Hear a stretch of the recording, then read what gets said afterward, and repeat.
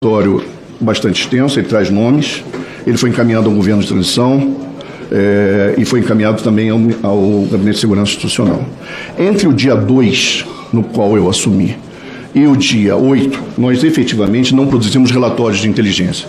Não havia naquele momento, nós não tínhamos nem capacidade, nós estávamos chegando, nós não tínhamos nem capacidade de produzir documentos estratégicos. O que nós produzimos? Um outro instrumento de inteligência que se chama alertas de inteligência.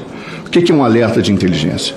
Um alerta de inteligência é uma informação que é sim processada, ou seja, ela chega por uma das fontes que a BIM tem, certo? Ou um dos meios que a BIM dispõe, e ela passa por processamento, ela passa por uma primeira análise, certo? Nesses alertas, inclusive, que já foram disponibilizados à CPMI, se eu não me engano, nós falamos ali de que houve detecção de estímulo a invasões e ocupação de prédios. Nós falamos no próprio dia 8 sobre a presença de pessoas que se diziam estar armadas, certo? E posteriormente, num dos documentos que possivelmente também foram encaminhados para cá, nós apresentamos a identificação de algumas dessas pessoas, certo? Então, em tempo, eu diria, em tempo real, a ABIN produziu esses alertas, né? Necessariamente nesses alertas, nós, pelo menos nos alertas processados, nós não identificamos imediatamente indivíduos ali. Isso é uma questão também de polícia, né?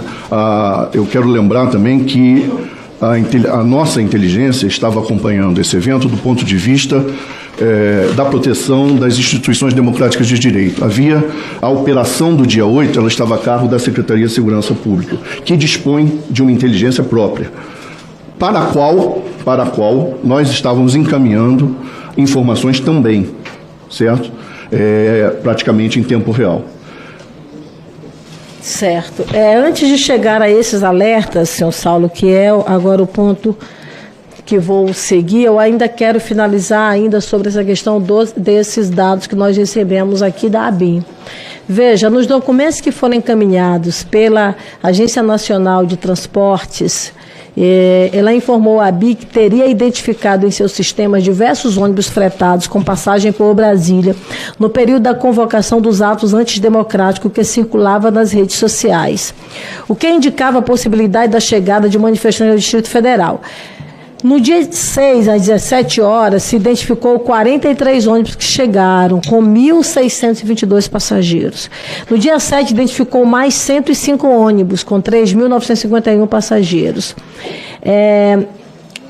E depois informou mais 39 ônibus com mais de 1.300 passageiros que teriam chegado à área do SMU.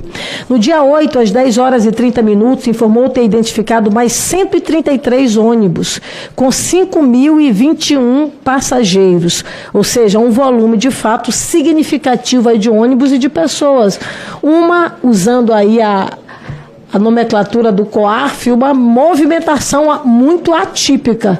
Não é o volume, de fato, de veículos que vieram até aqui. O senhor disse que nesse período não foi construído, de fato, o relatório. Os alertas em relação a esse volume, por exemplo, de ônibus e de passageiros, eles se deram em que grau? Em que grau de adesão? Em que grau de gravidade? Nesse volume, de fato, de 33 relatórios. E ainda somando a isso, veja bem, para o ato Tomada do Povo em Brasília, observou-se, depois dessa quantidade de ônibus, outros novos ônibus que foram fretados de estados, com o objetivo de transportar manifestantes para o ato Tomada do Poder. E a ideia, como ocorreu, seria a invasão do Congresso. Com a palavra a senadora Elisiane Gama. Presidente, Vossa Excelência já tomou a decisão de fazer a retomada, na verdade, desta solicitação, mas eu quero fazer aqui um registro que eu julgo importante.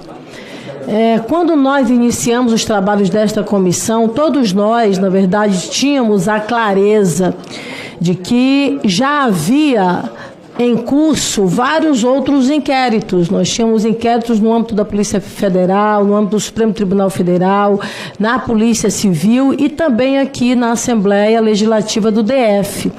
Então, nós iniciamos o trabalho de investigação com um novo inquérito aqui nesta comissão. Quando o presidente desta casa visitou o presidente do ministro Alexandre de Moraes, ele deixou claro de que estaria atendendo à solicitação desta comissão, resguardados os documentos atinentes a processos com pendência de diligência, respeitando o que diz a súmula vinculante 14. Inclusive, para isso, nós deixamos até de aprovar requerimentos de quebras ou de compartilhamento, nem de quebra, na verdade, de compartilhamento de informações em respeito a esta solicitação do ministro Alexandre de Moraes. Exatamente porque traria, na verdade, prejuízos em relação a essas novas diligências. Nós temos, na verdade, hoje uma solicitação, e ao mesmo tempo, e aí é um ponto específico, porque há uma complexidade nesta CPMI. Nós temos nesta CPMI membros desta comissão que são investigados e até denunciados. É compartilhar informações nos quais nós temos investigados como membros desta comissão que terão acesso direto a esses documentos, seja aqueles que são de baixo sigilo ou de alto sigilo. Então, daí, na verdade, a complexidade que eu apresento nesta comissão. Nós estamos solicitando imagens de um órgão que é do Ministério da Justiça, onde dentro do Ministério da Justiça nós temos uma Polícia Federal que, é claro, é subordinada, mas o delegado do inquérito tem autonomia. Então, na verdade, é um mínimo de respeito à condução desse inquérito, deputada Jandira Fegali, que está hoje em curso da Polícia Federal. Então, o ministro Flávio Dino, que eu também liguei para ele, demonstrou toda a disposição de compartilhar as informações. Agora, havendo a comunicação também ao presidente da Polícia Federal, diretor-geral da Polícia Federal, seria, na verdade, buscar uma alternativa sem ter que arrombar uma porta, já que essa porta está aberta. Então, eu acredito que seria importante, para além do encaminhamento, na verdade, ao ministro ao ministro Flávio Dino, que é ministro da Justiça, que o presidente acaba de colocar, essa solicitação também ao diretor-geral da Polícia Federal, que entendemos que seria, na verdade, uma alternativa em respeito ao presidente do inquérito, que tem sua total autonomia e que tem hoje posse, inclusive, dessas imagens. Muito obrigada. Senhor presidente, apenas para um esclarecimento. A relatora fez menção de que há denunciados de uma forma geral. Eu quero fazer. Eu gostaria que declinasse os nomes, para que a gente não ficasse aqui. Eu quero fazer a retificação, senador. Com a espada no pescoço de todo mundo. Ela está fazendo a retificação. Ela está fazendo depois investigado. Está claro.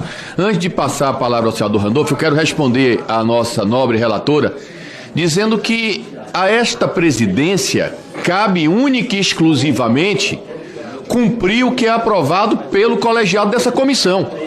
O colegiado dessa comissão aprovou um requerimento dirigido ao ministro Flávio Dino para que ele apresentasse as imagens do Ministério da Justiça. Eu não posso mudar o destino desse requerimento e enviar para A, para B ou para C. Eu cumpri o que foi aprovado pelo colegiado dessa comissão. O colegiado mandou encaminhar para o ministro, eu encaminhei para o ministro. E é isso que está valendo. Fora disso, a gente extrapola o meu direito e o direito deste plenário de determinar quem... É grave demais, sim, presidente. Crimes foram cometidos aqui, nessa CPMI e no COAF. O requerimento do senador Cajuru é muito claro. Requerimento 1023, que fala sobre o prazo, que é de 31 de outubro de 22 até 31 de maio de 23. Escopo em transações internacionais, senador Cajuru, bastante esquecido de citar isso aqui. E o que é que faz o COAF indiretamente? Pelo fato de 2 assessores do ex-presidente Bolsonaro terem tido seu sigilo afastado e serem procuradores para poderem movimentar as contas pessoa física do ex-presidente Bolsonaro, aprovamos o sigilo, a quebra do sigilo do senhor Mauro Cid, aprovamos a quebra de sigilo do senhor Câmara, que tinham as procurações para tratar das contas de Bolsonaro, e por tabela vem toda a quebra de sigilo do ex-presidente Bolsonaro. Fora do escopo temporal, sem absolutamente nada respeitando em relação às transações internacionais, senador Elisiane, que é grave, eu não vejo indignação de Vossa Excelência nem de ninguém da base aqui com relação a isso. E reforçando, presidente, para concluir, eu acho que nós temos que convocar aqui o presidente do COAF para dar explicações de por que é que ele respondeu a esse requerimento nessa CPMI, fora do escopo do que foi lhe pedido. Será que alguém deu ordem? Alguém encomendou esse RIF ilegalmente? Alguém coagiu o presidente do COAF a enviar isso aqui para cá fora do escopo? Com qual objetivo? E mais, presidente, temos que apurar os crimes cometidos aqui nessa CPMI de quem vazou esses documentos. E com todo respeito, senador Elisiane, a informação que chega até agora é que quem teve acesso a esses documentos foram os assessores de Vossa Excelência. Os assessores de Vossa Excelência têm um registro de que tiveram acesso a esses relatórios muito antes da publicação disso pelos veículos de imprensa. Não estou fazendo acusação, é um informe. E eu quero que Vossa Excelência cheque. Eu quero que Vossa Excelência cheque e tome as medidas cabíveis, porque isso aqui é crime. Crime previsto no artigo 325 do Código Penal. Não, tem um registro, login, senha, nome, CPF de quem acessou para poder ter acesso. Para concluir, senador, por favor, para concluir. Agora eu queria fazer aqui uma colocação da informação do senador Flávio Bolsonaro, que é gravíssima, não é grave, é gravíssima. O senador Flávio Bolsonaro colocou, está registrado aqui na taquigrafia da casa, que apenas os servidores do meu gabinete, os consultores da minha equipe tiveram acesso ao login, que é uma informação que só quem tem é a mesa dos trabalhos. Só quem tem acesso ao volume e às pessoas que tiveram, ou só quem tem informação a esses acessos é a mesa, a secretaria da mesa. Então, isso é um dado que Vossa Excelência coloca aqui, que a gente precisa... Não, mas eu preciso saber. Até porque, senador, aqui nós temos 60 senadores. Aqui nós temos 60 parlamentares. Cada um com um servidor autorizado a ter acesso. Eu, como relatora, quero dizer para Vossa Excelência que eles tiveram acesso, sim. E quando chegam os documentos, eles estão lá olhando na tela do computador para saber qual chegou, e eu peço imediatamente que eles vão lá para analisar e me trazer as informações, que, aliás, muitas dessas informações, pessoas que não têm um tipo de informação com profundidade nem conseguem ter a decifragem dos dados. Por isso que nós temos delegados da Polícia Federal, por isso que nós temos servidor da CGU, do TCU, da Receita Federal, do Banco Central. Para quê? Porque eles têm a expertise própria para isso. E esses servidores é que nos estão nos dando respaldo para isso. E Vossa Excelência traz aqui uma denúncia, que, aliás, Vossa Excelência incorre aí um crime do Código Penal, que é a denunciação caluniosa, porque Vossa Excelência está me caluniando. Eu estou pedindo para investigar. Veja bem, outra coisa que eu quero deixar aqui de forma muito clara para todos vocês, eu quero dizer para você que quando eu ouvi e li essa matéria no jornal o Globo, eu fiquei absolutamente triste, senador. Porque se existe uma coisa que traz e que prejudica esses vazamentos de informações, porque esses vazamentos de informações impedem, na verdade, que a gente avance na investigação. E Vossa Excelência pode ter certeza de uma coisa, que eu estou com a total responsabilidade desta comissão e vou a fundo. Todas as informações que vierem aqui, nós estamos desdobrando, estamos buscando, inclusive vamos apresentar novos requerimentos para isso, porque a gente precisa entender esse volume exorbitante. Veja, as empresas acusadas de financiarem o ato do 8 de janeiro, somadas, elas dão quase, só para vocês terem uma ideia, o faturamento delas está estimado em 10 bilhões de reais. Daí? É um volume enorme, são empresas milionárias que são hoje acusadas de terem financiado o 8 de janeiro e nós vamos investigar com a ajuda do COAF, com a ajuda do Banco Central, com a ajuda da Receita Federal, da CGU e do TCU. Então eu queria, presidente, pedir a Vossa Excelência que Vossa Excelência tomasse as devidas providências e apurasse a acusação que o senhor pode ter certeza é caluniosa por parte do senador.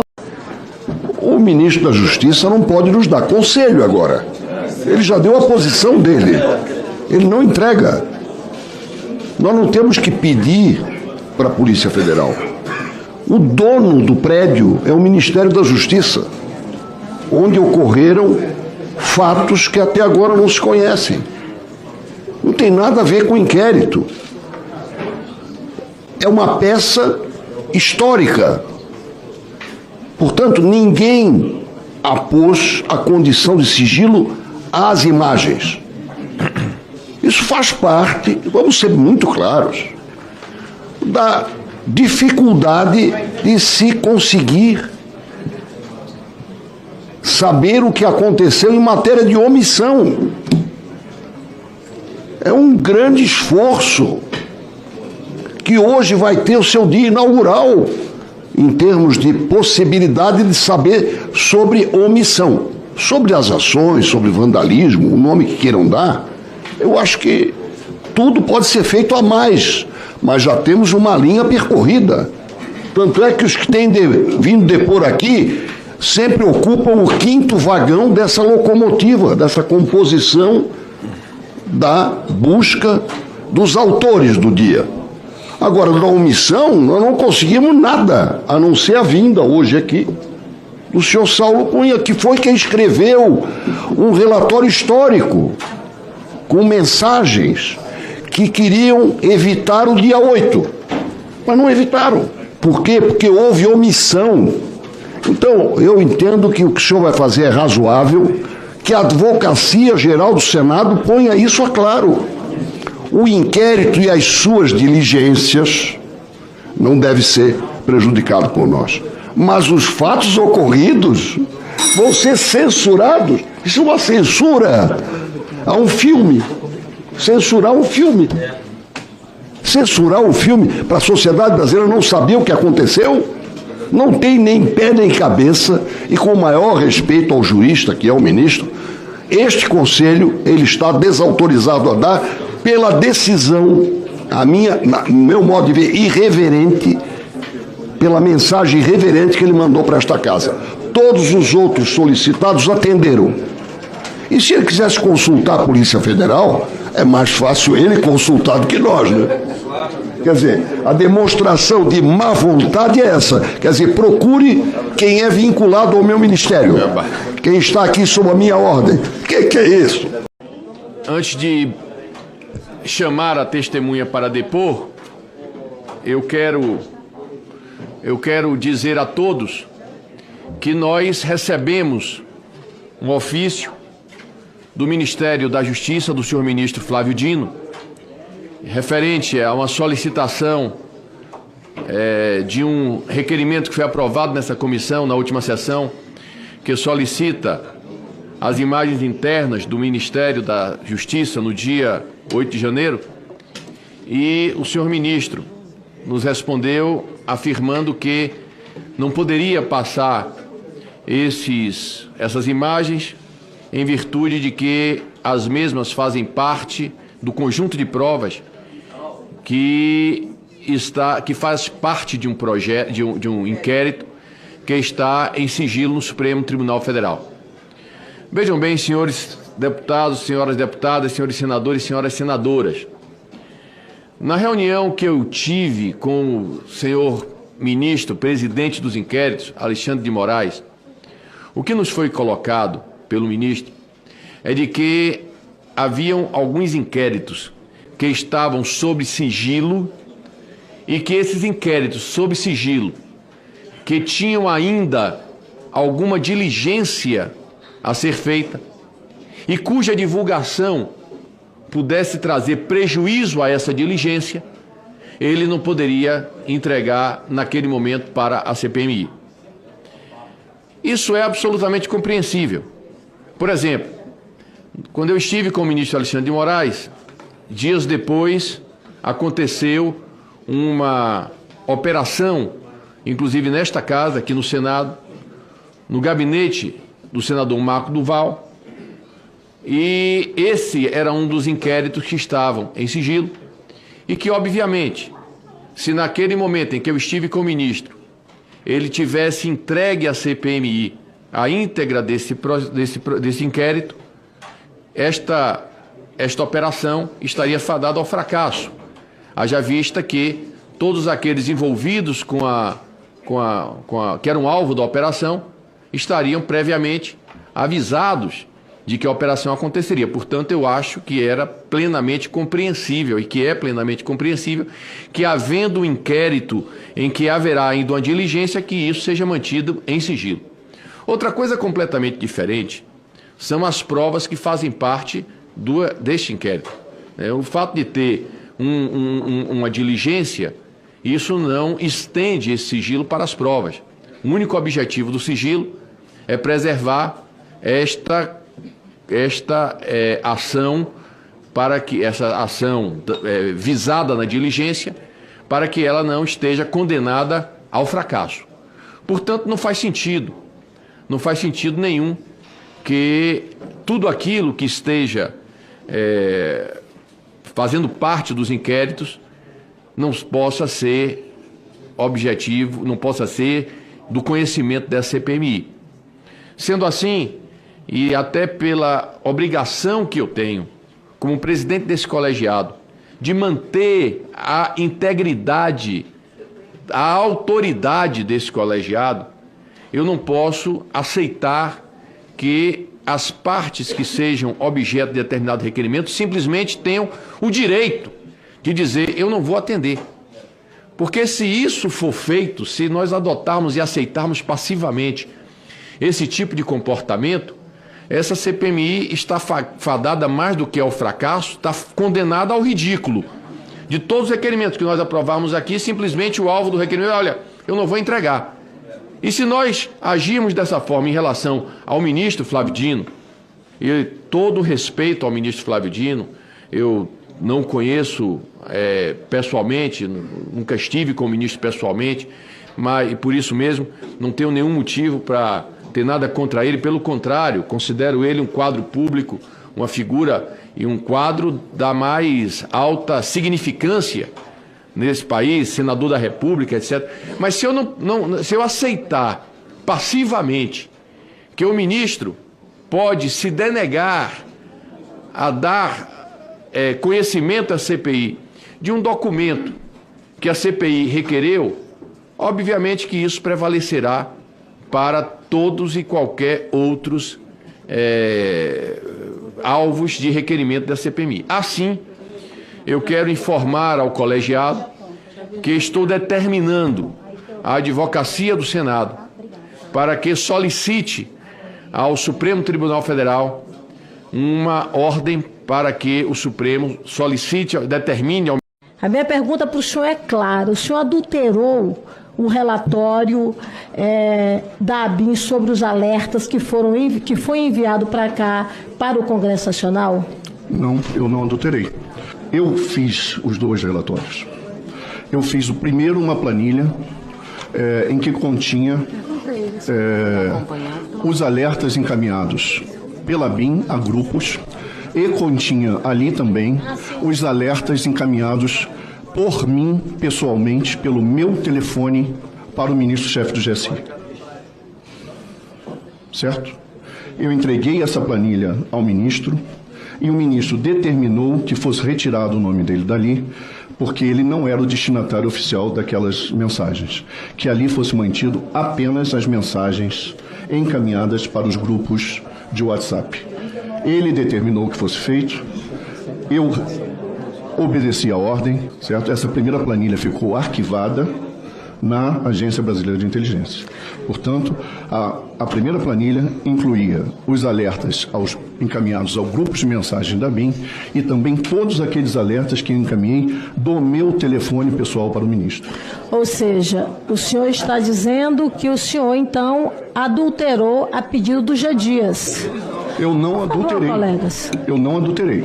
Refuto isso. O senhor retirou uma informação... Por ordem do ministro... Ou seja, o senhor atendeu... Não, colegas, por favor. Senhores.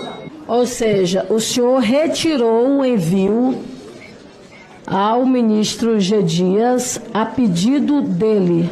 Ou seja, o senhor atendeu uma ordem absurda do ministro do GSI. Eu não diria que a ordem é absurda. Não, eu diria que eu seguia uma ordem. A ordem não é ilegal porque o artigo 9º diz que é ele que determina quais informações serão encaminhadas.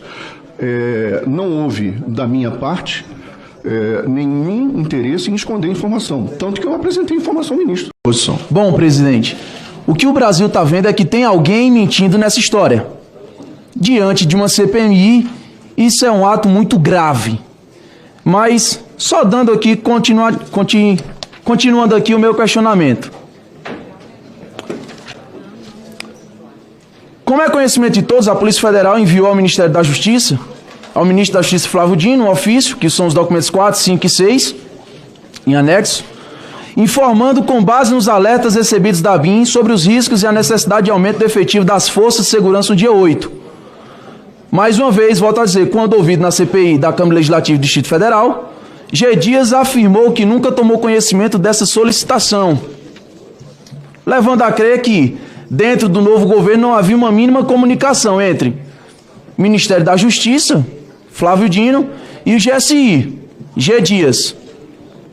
Senhor Saulo, o senhor sabe ou ouviu dizer se essa falta de comunicação pode ser, de algum modo, fruto de uma sabotagem? Talvez, e eu estou perguntando, o senhor pode emitir a sua opinião ou responder de fato concreto.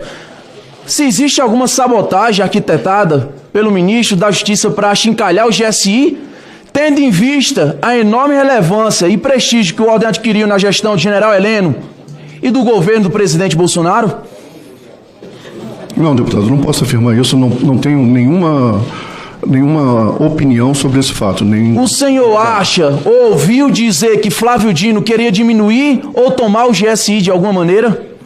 Nunca ouvi dizer isso, absolutamente. Em algum momento o senhor vislumbrou ou ouviu dizer que Flávio Dino tinha interesse na BIM, nas secretarias ou em algum outro órgão do GSI? Nunca.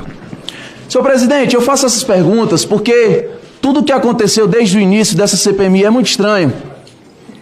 Parece que, na tomada de decisão da parte judiciária, houve lados. Ouvimos aqui nessa CPMI um coronel da Polícia Militar, aqui do Distrito Federal, que saiu em luta corporal com vândalos naquele 8 de janeiro. Foi preso. Pelo que eu sei, continua. E ninguém sabe sequer o motivo.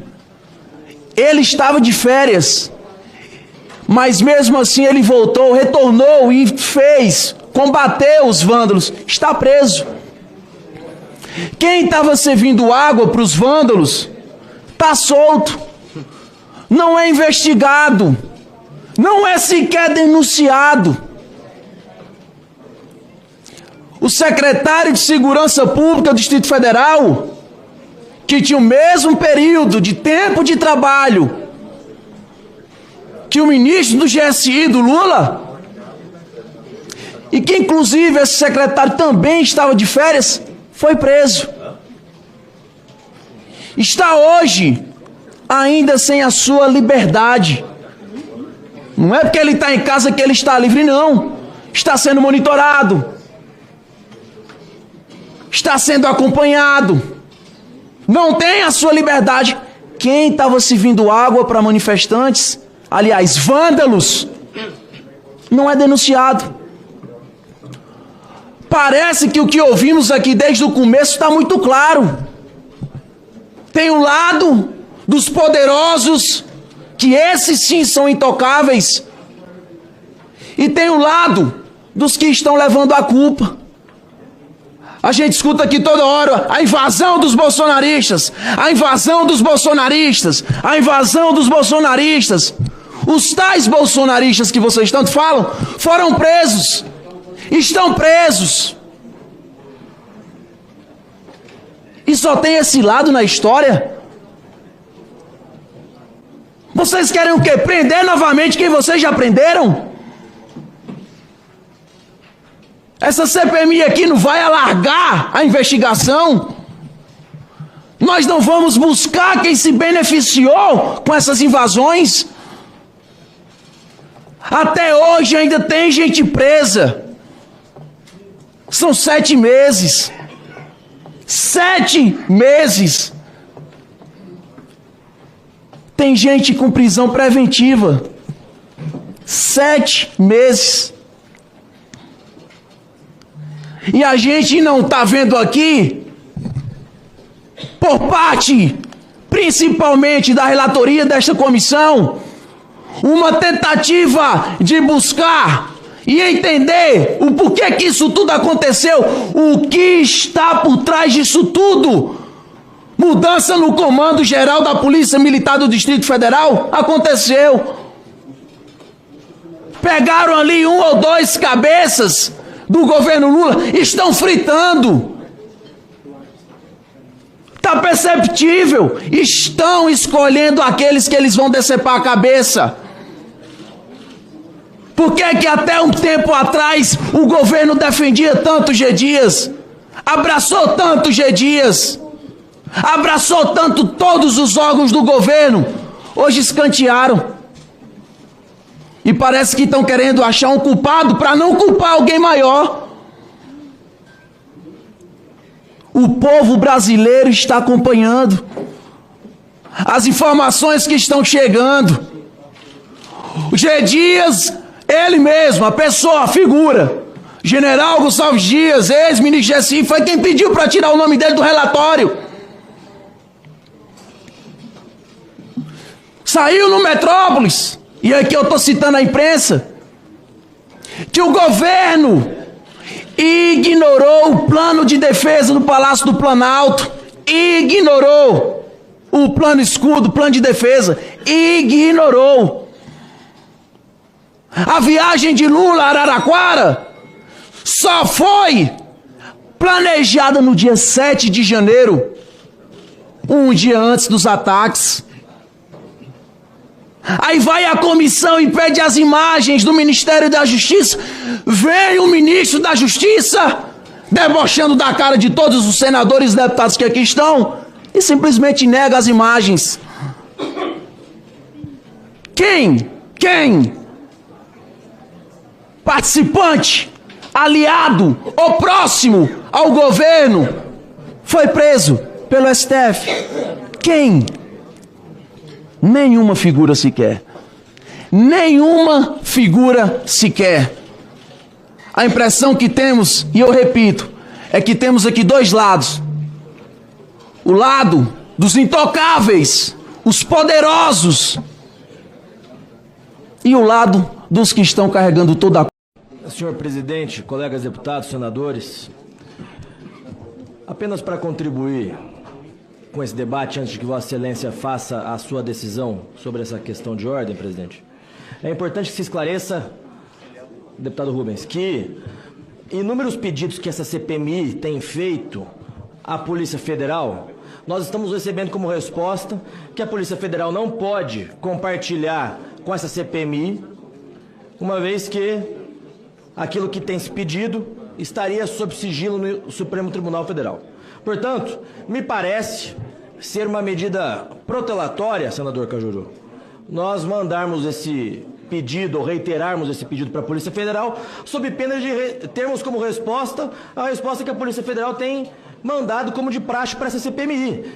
A Polícia Federal dizer que não pode compartilhar, uma vez que essas imagens estão anexadas a um inquérito em sigilo no Supremo Tribunal Federal. Portanto, nós não podemos deixar essa CPMI ser desmoralizada, presidente, e Vossa Excelência como presidente tem tido um trabalho muito sério e imparcial para que essa CPMI de fato cumpra com o teu objetivo. Nesse aspecto, nós temos todos os instrumentos jurídicos, inclusive necessários, para determinar que o ministro da Justiça encaminhe de imediato essas imagens. Inclusive, podemos fazer busca e apreensão dessas imagens no próprio prédio do Ministério da Justiça, porque nós temos que respeitar a decisão soberana dessa CPMI. Nós aprovamos, por unanimidade, esse requerimento, pedindo as imagens.